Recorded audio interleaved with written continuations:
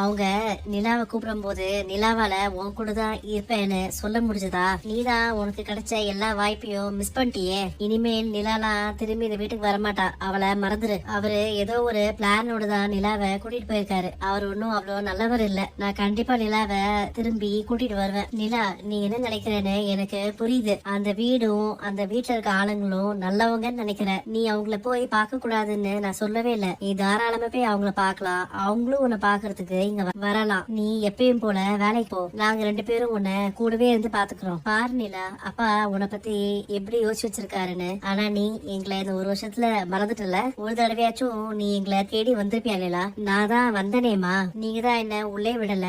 அதுக்கப்புறம் சோழன் மேல திருட்டு பழியெல்லாம் போட்டீங்க. அண்ணி வீட்டை விட்டு போயிட்டாங்க வானதி. கோர்ட்ல அவங்களுக்கும் சோழனுக்கும் டிவோர்ஸ் கேஸ் நடந்துட்டு இருந்துச்சு. அது டிவோர்ஸ் கிடைச்ச உடனே அவங்க வீட்டை விட்டு போயிட்டாங்க. டிவோர்ஸ் விஷயத்த எப்படியோ அண்ணியோட அம்மா அப்பா தெரிஞ்சுக்கிட்டு இப்போ அவங்கள கூட்டிட்டு போயிட்டாங்க. வீட்டுல எல்லாரும் ரொம்ப வருத்தமா இருக்காங்க. ஒரு வருஷமா கூட இருந்தவங்க திடீர்னு இப்படி விட்டுட்டு போனா கஷ்டமா தானே இருக்கும். நீ எப்படிதான் அந்த வீட்டுல இருந்தனே தெரியல நிலா. என்னால 1/2 மணி நேரம் கூட அந்த வீட்டுல உட்கார முடியல. அவங்க எல்லாரும் ரொம்ப நல்லவங்கம்மா. நிலா, இன்னைக்கு வீட்டுல சமைக்கல.